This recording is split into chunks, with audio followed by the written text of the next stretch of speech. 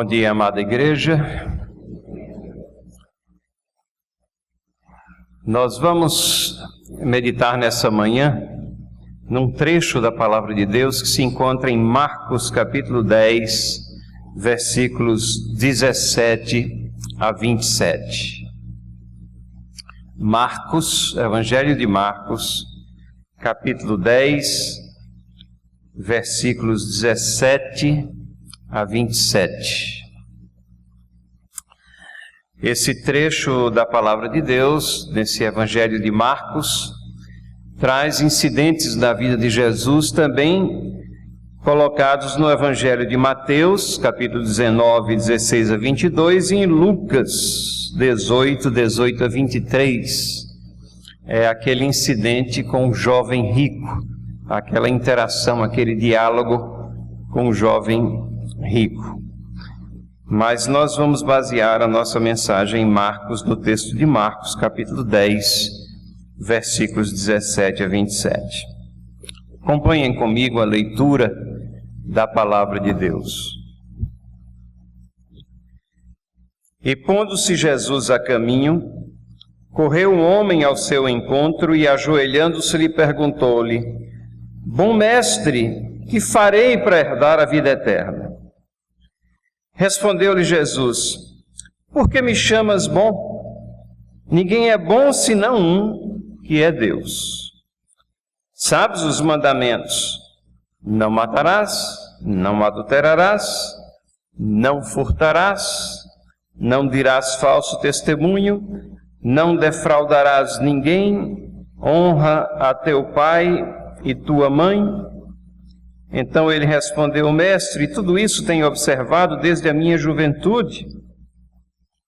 E Jesus, fitando-o, o amou e disse: Só uma coisa te falta. Vai, vende tudo o que tens, dá-o aos pobres, e terás um tesouro no céu. Então vem e segue-me. Ele, porém, contrariado com essas palavras, retirou-se triste, porque era dono de muitas propriedades. Então Jesus, olhando ao redor, disse aos seus discípulos: Quão dificilmente entrarão no reino de Deus os que têm riquezas? E os discípulos estranharam essas palavras. Mas Jesus insistiu em dizer-lhes: Filhos, quão difícil é para os que confiam nas riquezas entrar no reino de Deus. É mais fácil passar um camelo pelo fundo de uma agulha do que entrar um rico no reino de Deus. Eles ficaram sobremodo maravilhados, dizendo entre si: Então, quem pode ser salvo? Jesus, porém, fitando neles o olhar, disse: Para os homens é impossível, contudo, não para Deus, porque para Deus tudo é possível. Vamos orar? Abençoa, Senhor, agora a meditação na Tua Palavra, a exposição dela, faz com que ela possa falar aos nossos corações, faz com que possamos ver a pertinência das coisas aqui escritas, registradas, que aconteceram na vida do ministério de Jesus, para as nossas vidas, para o nosso dia a dia, para o nosso crescimento espiritual, para sermos povo bem habilitado na proclamação e expansão do Teu reino. Perdoa agora os nossos pecados, acompanha o nosso caminhar, em nome de Jesus. Amém. Irmãos, pela graça de Deus e nos momentos em que eu for chamado e for possível ocupar aqui o púlpito da Igreja Presbiteriana de Santo Amaro, nesse ano de 2018, eu espero trazer algumas mensagens relacionadas com o tema da pregação. O tema de hoje seria o conteúdo da pregação, a palavra pregada por Cristo. E quando eu falo de pregação, não estou me referindo somente à pregação do púlpito, a pregação que é feita pelos nossos pastores aqui, ou às vezes por esse servo de Deus que aqui está. Pregação no sentido bíblico, a palavra querus significa proclamação da palavra. Proclamação da palavra. Então, num sentido, né, nós somos todos pregadores, porque nós fomos todos conclamados por Deus, por Jesus Cristo, lá na grande comissão, a ir e proclamar o Evangelho a toda criatura. Essa proclamação do Evangelho, isso é pregação. E a grande questão é que qual tem sido a nossa maneira, como é o conteúdo da nossa pregação? Hoje nós queremos particularizar essa resposta na pessoa de Cristo, examinar esse incidente que nós temos aqui. Porque nós vemos uma dissociação, às vezes, bem grande, dentro do meio evangélico, naquilo que é proclamado, pregado como sendo o Evangelho, e aquilo que nós encontramos na Palavra de Deus como diretriz e nos diversos exemplos que nós temos lá na proclamação da Palavra. Deixe-me relembrar um pouco o meu histórico. Em 1974, eu estava retornando ao Brasil depois de terminar a faculdade lá nos Estados Unidos, onde eu fiz matemática aplicada e depois a quase totalidade do meu mestrado em teologia. Tem tudo a ver, né? Matemática com teologia, mas tem mesmo. São coisas bem precisas. E eu fui para os Estados Unidos incompleto e voltei completo. Não no sentido acadêmico de estudos, a gente nunca para de estudar, mas eu estou dizendo que foi lá que eu encontrei a Beth. E então me completei lá com a dádiva de Deus, que é a minha esposa, né? E eu estava impressionado com a falta de boa literatura cristã. Isso é 1974, metade aqui nem era nascido, né?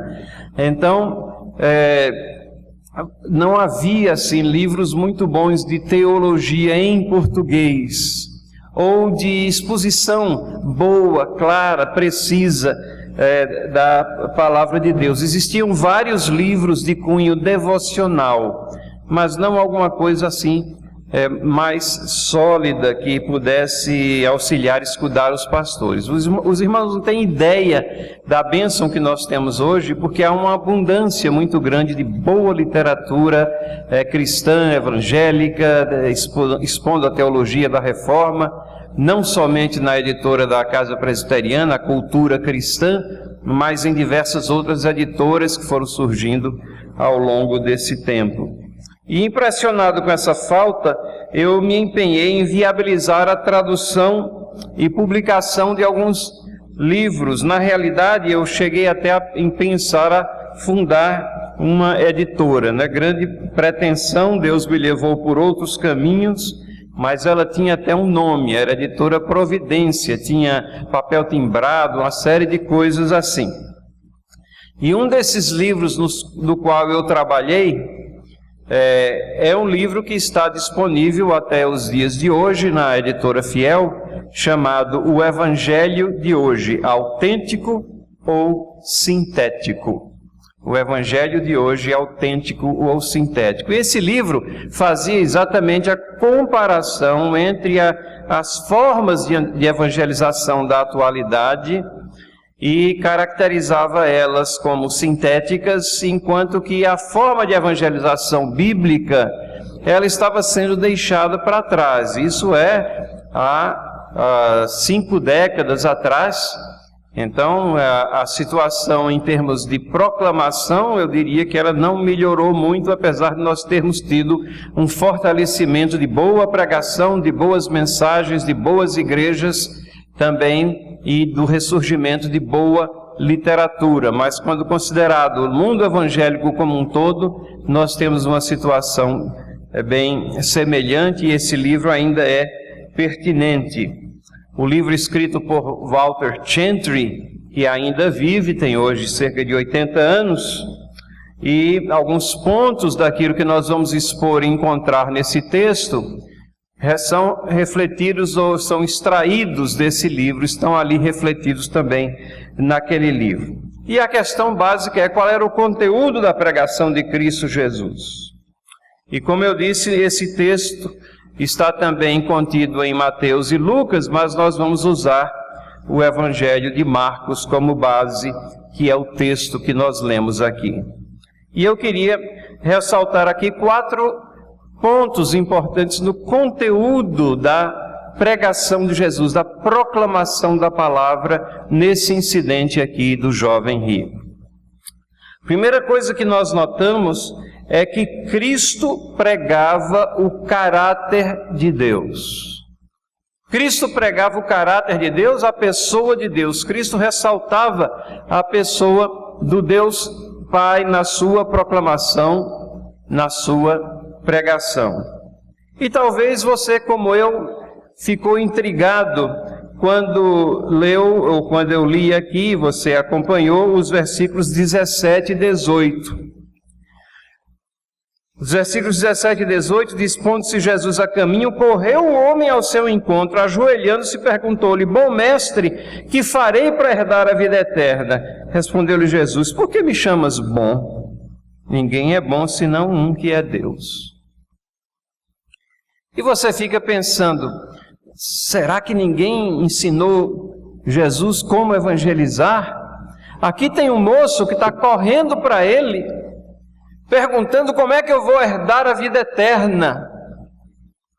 Se fosse nos dias de hoje, alguém diria: vem aqui, meu irmão, ajoelhe-se, repita comigo essa oração. Vamos correndo lá para a igreja, rolar você lá como membro de uma igreja. Não posso desperdiçar esse pássaro que está passando por aqui, ou esse peixe que está passando na frente da minha rede. O que é que Jesus faz? Jesus prega a Deus. Porque Jesus aqui, nesse momento, vivia aquele momento de popularidade, então as pessoas acorriam a ele, queriam ouvir palavras advindas dele, queriam ver maravilhas feitas por ele. Mas será que elas tinham a conscientização que estavam ali na frente do Deus verdadeiro? Que estavam na frente do Messias prometido? Será que essa verdade de que ele era o Deus verdadeiro, o Redentor da humanidade, estava presente na vida daquele homem quando ele vem para alcançar a vida eterna? Ou será que ele apenas está movido por um desejo de ter algo mais em sua vida e corre àquele que na sua visão era apenas um outro homem como ele, um professor mais especializado, um guru, diríamos nos dias de hoje, alguém que não tinha o caráter divino que Jesus Cristo tinha? E ele se dirige àquela pessoa chamando-o de bom, e Jesus Cristo pega nesse ponto aqui e diz: você está me chamando de bom, mas ninguém é bom senão um, que é Deus. Então, verdadeiramente, Jesus Cristo era bom, ele tinha a essência da bondade, mas ele tinha que ser reconhecido, o primeiro passo ali, ele tinha que ser reconhecido como Deus verdadeiro, aquele que tinha poder para resgatar os pecados. Não deixa de ser uma repreensão de Jesus: bom é somente Deus.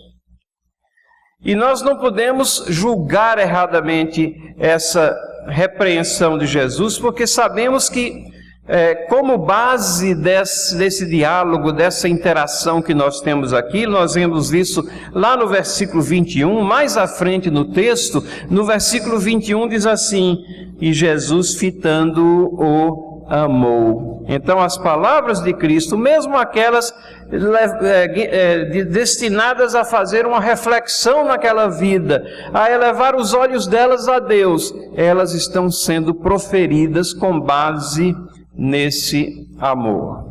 Isso nos ensina algo também, que há um sentido no qual a proclamação do Evangelho, ela é sempre firmada no amor de Deus. Um amor que ele é especialmente e especificamente derramado em cima do povo de Deus pelo Deus verdadeiro. Mas que nós amamos as pessoas no sentido mais genérico, generalizado, pelo fato de elas terem sido criadas à imagem e semelhança de Deus. Nós não saímos por aí ridicularizando ninguém, atacando ninguém, sendo violento com ninguém. Não, nós reconhecemos em cada pessoa a imagem e semelhança de Deus, e por isso é que nós estamos envolvidos nesse trabalho de proclamação, de pregação das boas novas de salvação.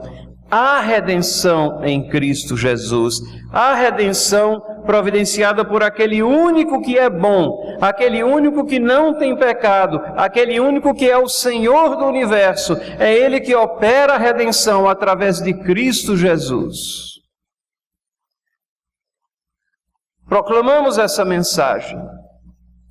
Não sabemos em quantos o Espírito Santo vai tocar eficazmente, mas semeamos essa mensagem de uma maneira indiscriminada, confiantes de que Deus fará o seu propósito, Ele cumprirá o seu propósito.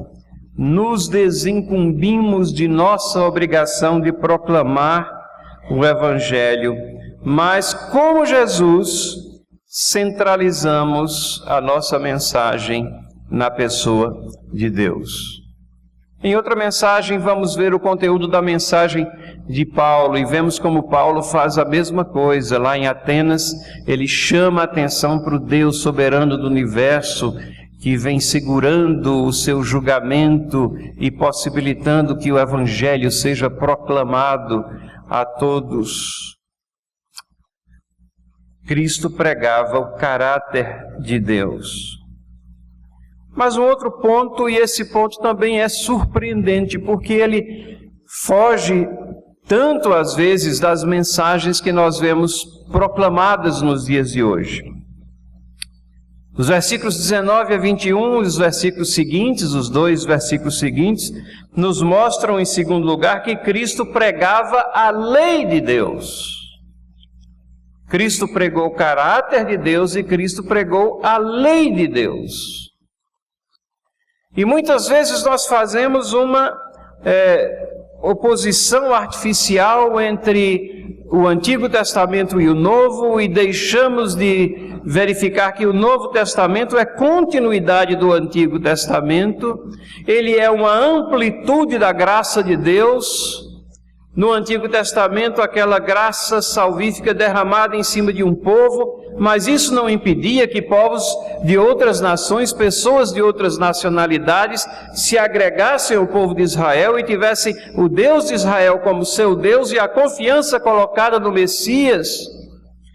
E no Novo Testamento o que nós temos não é uma contraposição ao Antigo, mas uma ampliação da mensagem.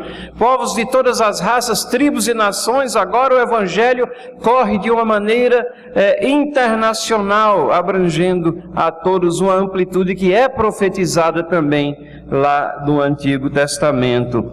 Mas não há contradição. A lei de Deus é para ser proclamada e pregada como Jesus fez.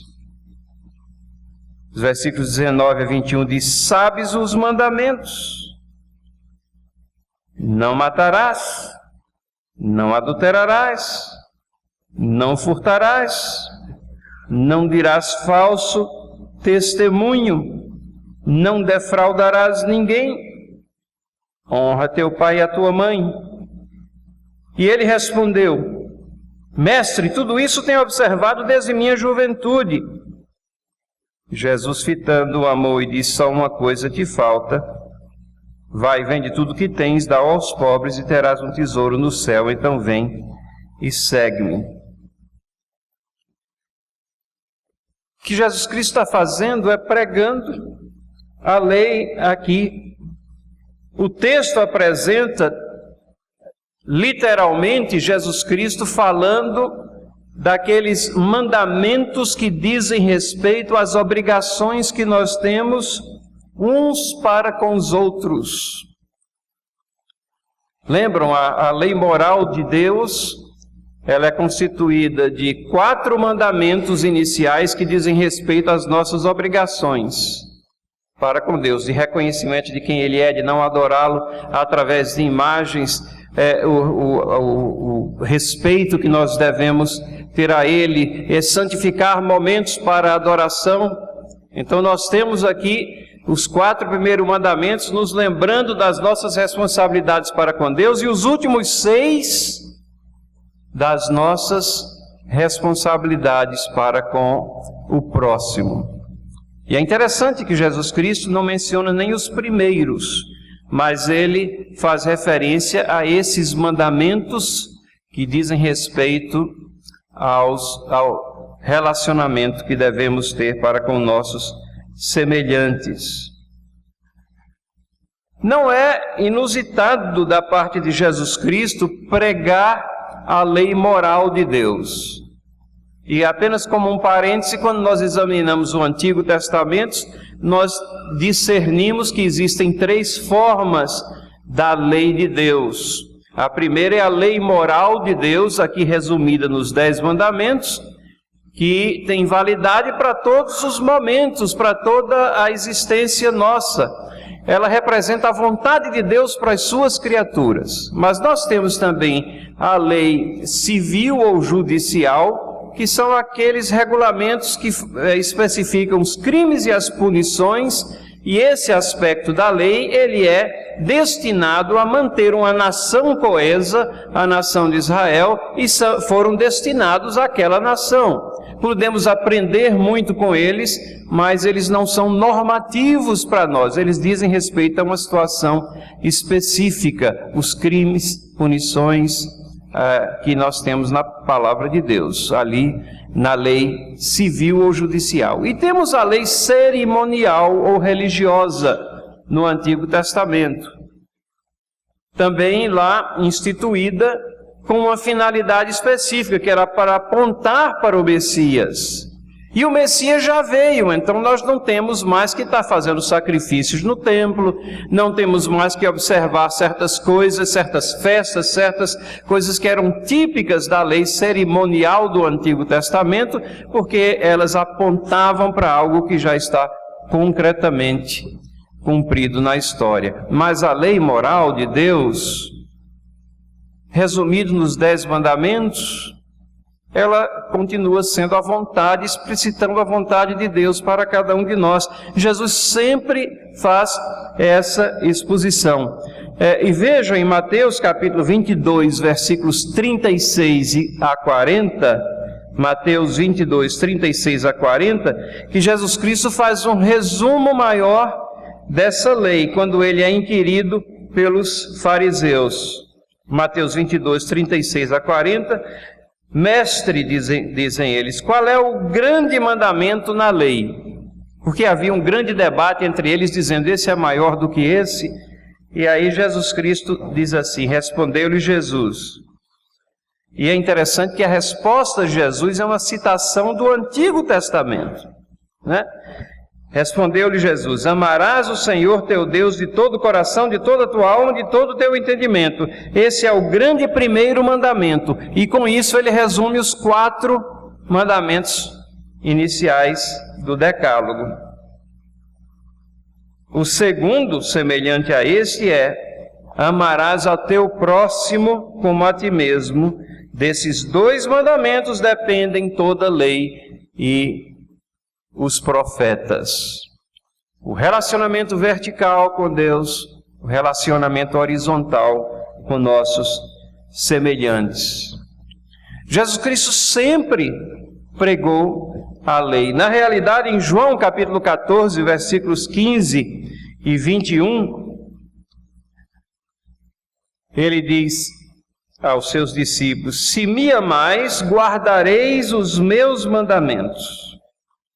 E mais à frente, no 21, ele diz: aquele que tem os meus mandamentos e os guarda, esse é o que me ama. Jesus Cristo está ensinando que cumprir os mandamentos é uma expressão de amor a Deus, concretamente.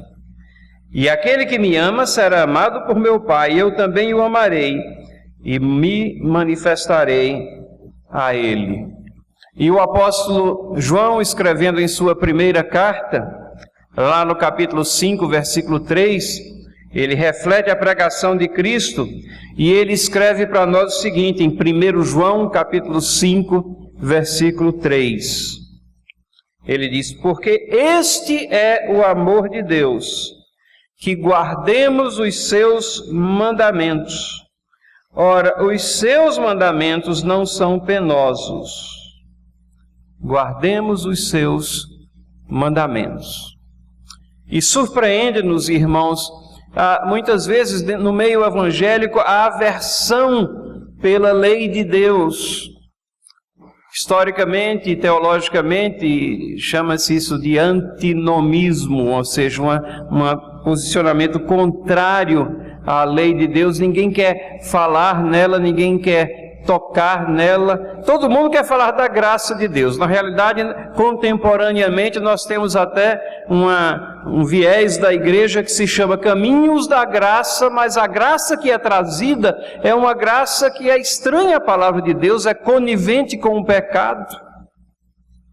É uma graça que descarta essas questões relacionadas na lei moral de Deus como sendo coisas do passado.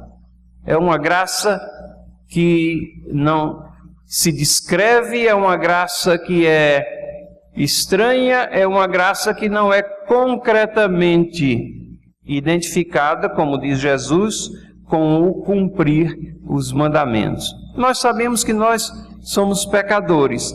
Os mandamentos são cumpridos apenas pela misericórdia de Deus, pela ação do Espírito Santo em nossas vidas. Mas a lei de Deus, ela fazia parte da pregação de Cristo Jesus. E o apóstolo Paulo diz que nós só conhecemos o pecado quando comparamos as nossas ações com a santidade e a justiça da lei de Deus. Percebem a necessidade de Jesus Cristo estar falando aqui dos mandamentos? Porque aquele jovem parece até que interrompe a Cristo no meio. Ele está falando dos últimos 6 mandamentos.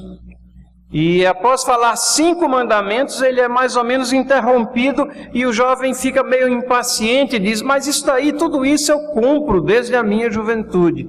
A ausência de conscientização de pecado. No primeiro ponto, nós vemos a ausência de conscientização de com quem ele falava e a necessidade de percepção da pessoa de Deus e do caráter de Deus. Agora nós vemos uma ausência de conscientização de pecado. Tudo isso tenho observado desde a minha juventude. Aos olhos dele, esse moço era perfeito. Jesus Cristo não chegou nem a falar o 10º mandamento. Falou os primeiros 5 do segundo grupo. E o 10º? Talvez você também, ao ler esse texto ou ao ouvi-lo, você ficou intrigado quando Jesus Cristo manda ele vender tudo que tem e dar aos pobres. Mas isso é um teste prático, não é? É um teste prático. Um teste prático sobre o 10º mandamento, que é: não cobiçarás. Já que ele tinha cumprido tudo, então ele não cobiça nada mais. As riquezas dele não devem representar grande coisa em sua vida. Eu acho que Jesus também não falou dos primeiros 4 mandamentos, bastou tocar nos últimos 6 aqui, explicitando 5 e em último lugar, colocando esse teste prático, porque se ele não cumpria nem as obrigações para com seus semelhantes, e é evidente, ele como pecador, teria quebrado vários desses mandamentos, ou todos eles em sua vida, não chegou nem àqueles que representavam sua obrigação para com Deus. Mas o ponto aqui é esse: Cristo pregava a lei de Deus. Na nossa proclamação, na nossa pregação das verdades de Deus, não esqueçamos como é importante nós estarmos comparando não somente nossas vidas, mas levando as pessoas a refletirem como andam suas vidas em relação aos padrões de Deus. Nós não temos um número incontável de diretrizes da palavra de Deus, são poucas, mas são essenciais. E quando nós nos comparamos a elas, nós vemos como dependemos desse Deus que é bom e como só Ele pode nos arrancar da perdição eterna, da lama do pecado. Façamos como Jesus, preguemos o caráter de Deus e a lei de Deus. Mas em terceiro lugar, ainda no versículo 21, quando ele toca nessa questão de vai, vende tudo e dá aos pobres, Jesus Cristo, fitando-o, amou e disse: só uma coisa te falta, vai, vende tudo que tens, dá-o aos pobres e terás um tesouro no céu. Então vem e segue-me. Reversão de curso. Vem e segue-me. É que Cristo aqui pregava o arrependimento. Percebe? Caráter de Deus, percepção de Deus, esse Deus santo, soberano. Uma lei que tem demandas, que são diretrizes e demandas ao mesmo tempo. Uma vida que, comparada a essa lei, se encontra perdida eternamente, porque não pode se encaixar nos padrões de Deus. Há uma necessidade de quê? De arrependimento. E o que Jesus Cristo coloca para ele, dando esse teste prático aqui e dizendo: segue-me, dizendo a ele praticamente: você deve se arrepender desse amor às riquezas que você tem. Você deve se arrepender até de ter mentido para mim, dizendo que tem cumprido todas essas coisas desde a sua juventude. Essa pregação do arrependimento também, ela é constante na pregação de Cristo Jesus e dos discípulos, dos apóstolos. E ela está tão ausente também nos dias de hoje.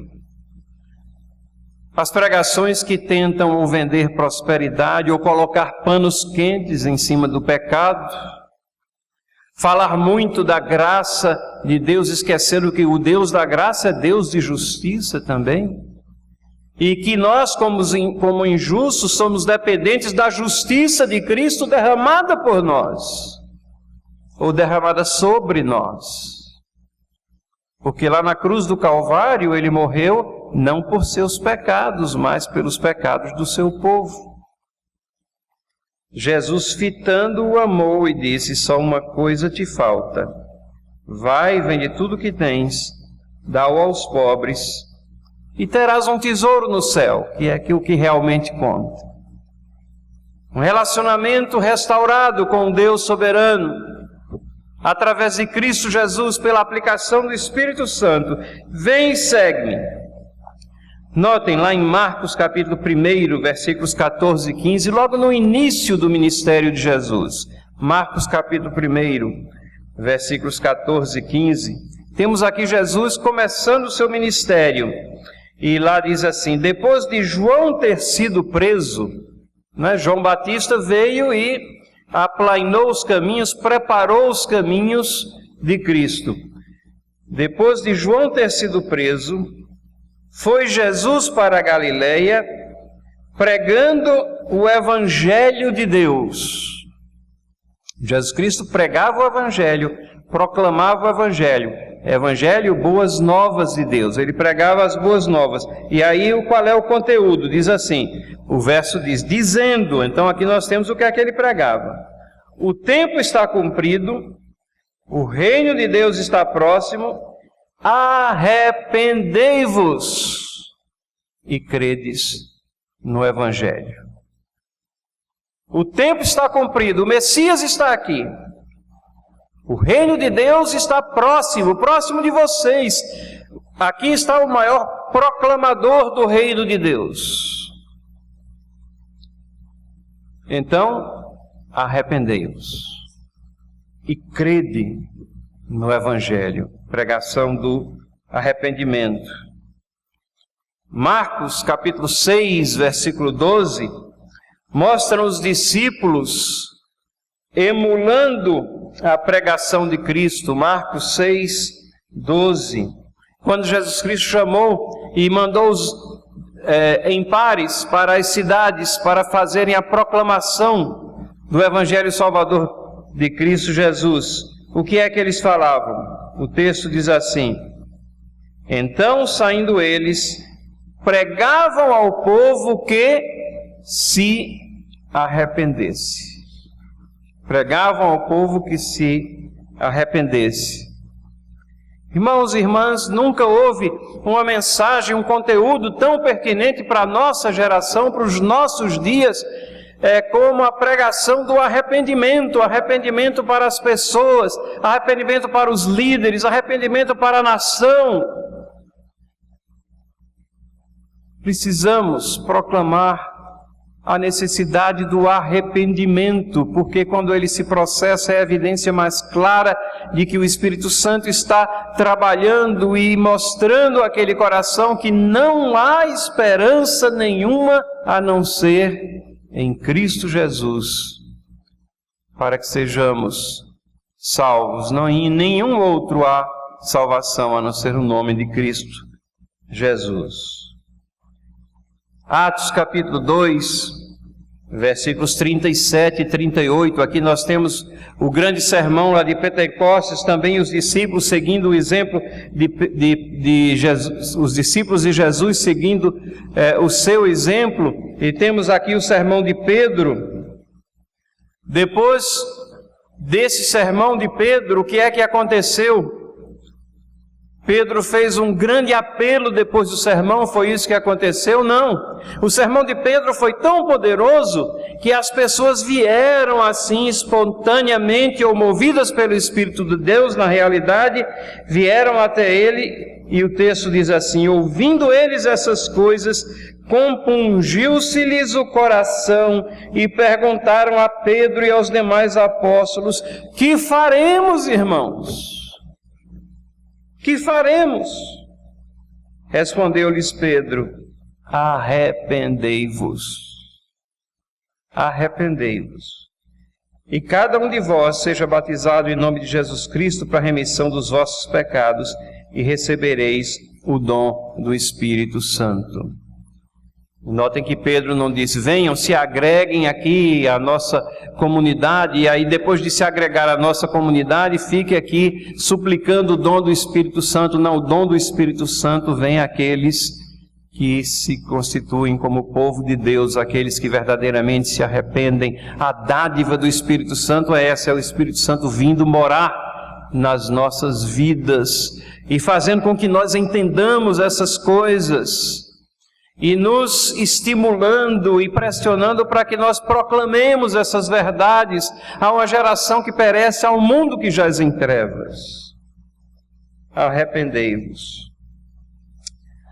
Lá em Lucas capítulo 24, versículos 46 e 47, Lucas 24, nós temos referência à grande comissão. A grande comissão é aquele momento onde Jesus Cristo, já prestes a subir aos céus, ele está com seus discípulos e fala que o Evangelho deve ser pregado a toda criatura. Isso está registrado nos Evangelhos, mas o Evangelho de Lucas traz aqui o conteúdo doutrinário da mensagem que tem que ser pregada. Lá nós temos o registro, Lucas 24, 46 a 47 e 47, que Jesus disse: assim está escrito que o Cristo havia de padecer e ressuscitar dentre os mortos no terceiro dia, e que em seu nome se pregasse arrependimento de pecados a todas as nações, começando com Jerusalém. Se pregasse o quê? Arrependimento. Vocês já pensaram quão central é esse tema de arrependimento? Vocês já pensaram quão ausente está esse tema também nas pregações atuais? Na proclamação do Evangelho? E é isso que nós temos que fazer como povo de Deus. No nome de Cristo, pregar arrependimento e mostrar que somente através do arrependimento há a entrada nesse recebimento da remissão de pecados. Quantas vezes pessoas são levadas facilmente a se autodeclararem cristãs, mantendo formas de vida que vêm marcando de pecado sua existência e não abandonam posturas pecaminosas. Não há arrependimento real. E por essa razão, como evangélicos, nós temos às vezes um inchaço em vez de um crescimento saudável. Pregar o arrependimento para a remissão de pecados. É isso que Jesus Cristo fez com aquele jovem, é isso que nós temos que fazer. Em quarto e último lugar, na pregação de Cristo, Cristo pregava a fé no Filho, ainda no versículo 21, e isso está naquelas palavrinhas aqui finais do versículo: vem e segue-me. Vem e segue-me. Veja, o seguir a Jesus não é opcional ao povo de Deus. Quando chamamos Ele de Senhor e Mestre, nós temos que seguir a Ele. Seguir a Ele significa fazer aquilo que agrada a Ele. Significa cumprir os mandamentos, significa ser diferente, significa ter uma identidade, significa ter a nossa afeição, significa ter as nossas amarras, as nossas âncoras, não em coisas terrenas, mas a nossa confiança depositada naquele que é o Senhor do Universo. Lucas capítulo 6, versículo 46, Jesus disse assim: por que me chamais Senhor, Senhor, e não fazeis o que vos mando?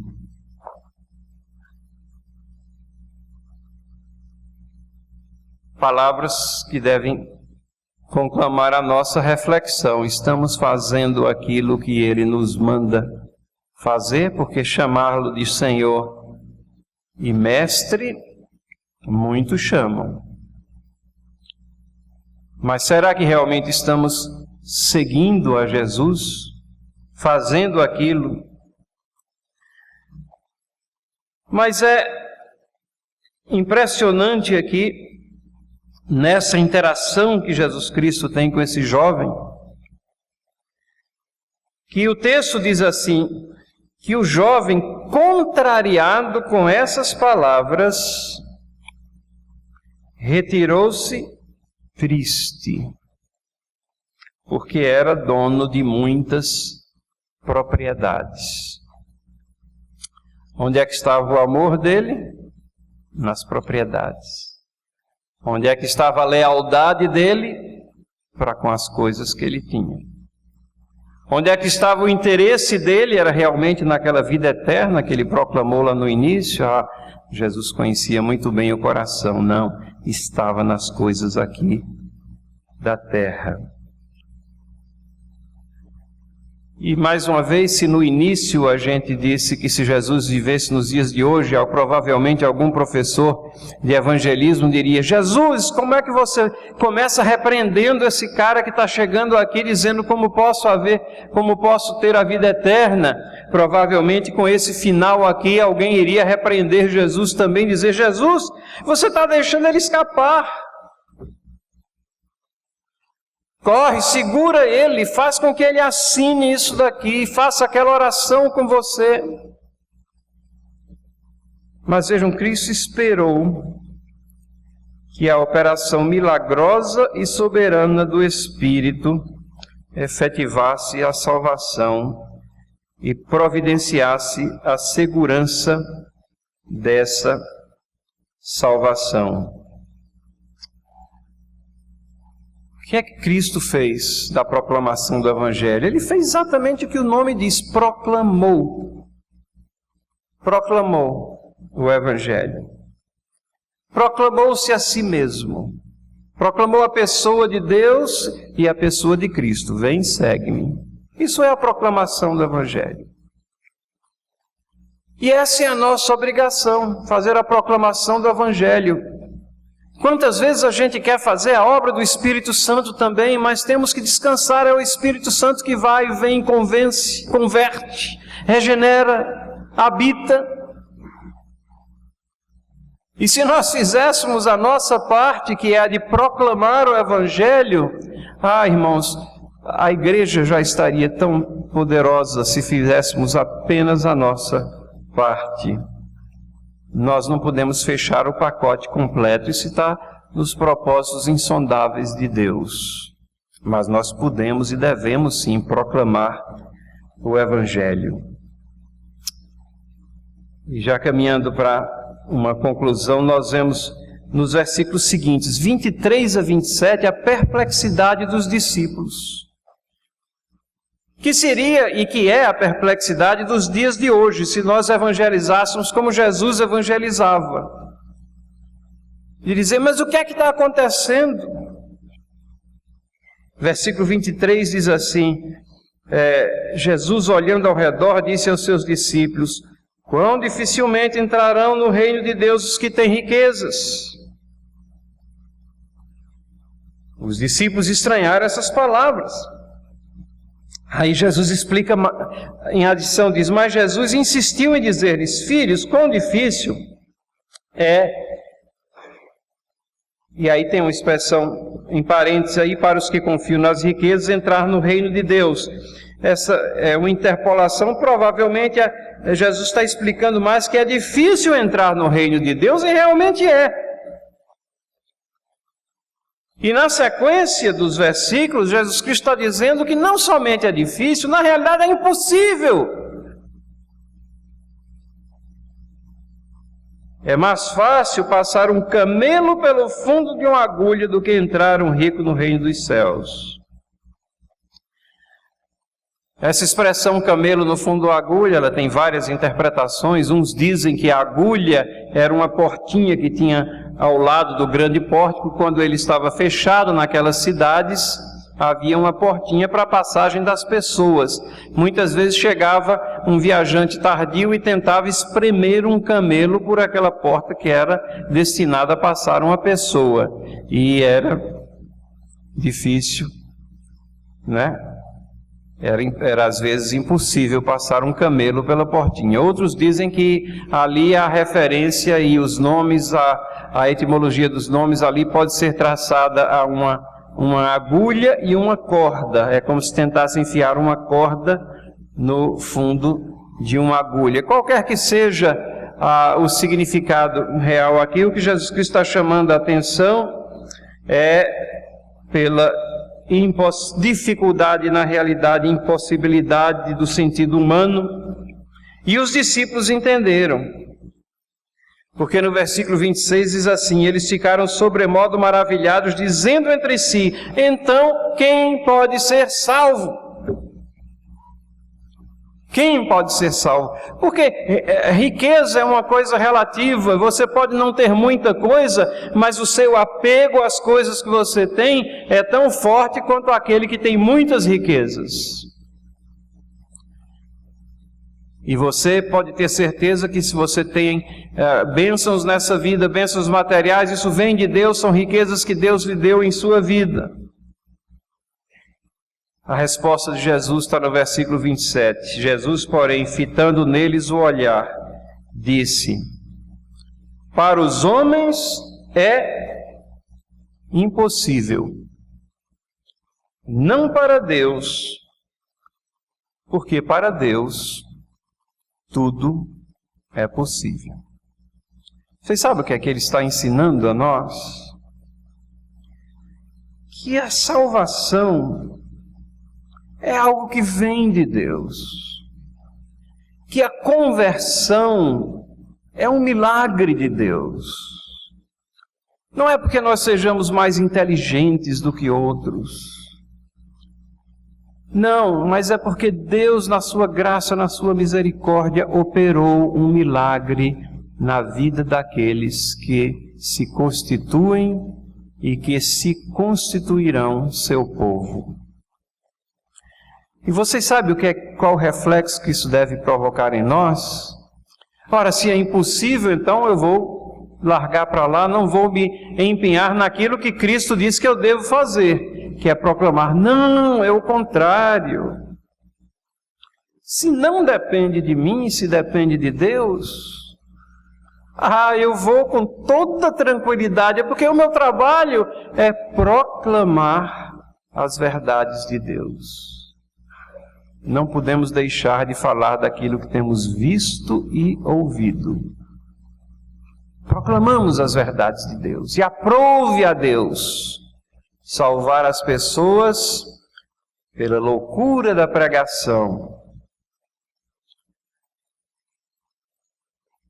Diz lá Paulo, escrevendo aos Coríntios, não é que a pregação seja loucura intrinsecamente falando, mas é que aos olhos do mundo é uma bobagem. Mas é a mensagem de Deus, é exatamente essa. Deus é tudo, você não é nada, você depende de Deus. Você tem que se arrepender dos seus pecados, você tem que seguir a Cristo. Sem isso não há esperança. Não há esperança nessa vida e nem na vida eterna. O futuro é negro, a perdição eterna está à frente. Essa é a mensagem. A lei de Deus é necessária para que você confronte aquilo que você está fazendo, praticando todos os dias e veja como você quebra a lei de Deus diariamente, o tempo todo. E ela também permanece como diretriz para as nossas vidas, porque uma vez salvos e o Espírito Santo testemunhando em nossos corações, nós temos uma regra bem clara a ser seguida. E se amamos eles, vamos cumprir os mandamentos. É difícil entrar no reino dos deuses, na realidade, para os olhos do homem é impossível. E realmente é, mas para Deus tudo é possível. Eu diria até, aqui já especulando um pouco, nós não sabemos se aquele jovem rico voltou a Jesus depois. É bem capaz que ele voltou depois. Nós não sabemos. A Bíblia não registra. Registra que ele saiu triste. Alguma coisa ali tocou internamente. Registra apenas que aquela interatividade, ela terminou naquele momento o registro. E se ele não voltou, é porque ele também não se arrependeu, não levou em conta a lei de Deus, e não levou em conta até as próprias mentiras que ele proferiu ali na frente de Jesus, dizendo que tinha cumprido tudo. Ele era perfeito e ainda queria saber como herdar a vida eterna. Sabemos que Jesus o amou, e esse amor pode ter sido aquele amor salvífico que produziu frutos depois. Mas uma coisa nós sabemos, e é isso que nós estamos examinando nessa manhã. Jesus Cristo pregou com fidelidade, e é isso que nós temos que fazer. Proclamar a palavra de Deus fielmente. Não esquecer desses pontos essenciais. Fale de Deus, Deus Pai, as suas demandas. Fale da lei de Deus, sim, de como nós somos quebradores da lei de Deus. Fale de que não há esperança nesse mundo, a não ser na pessoa de Cristo Jesus, como nós temos as nossas vontades e desejos colocados e satisfeitos de formas tão escusas, e somos quebradores da lei, mas somente em Cristo Jesus, quando o seguimos e nos livramos dessa carga, é que há salvação.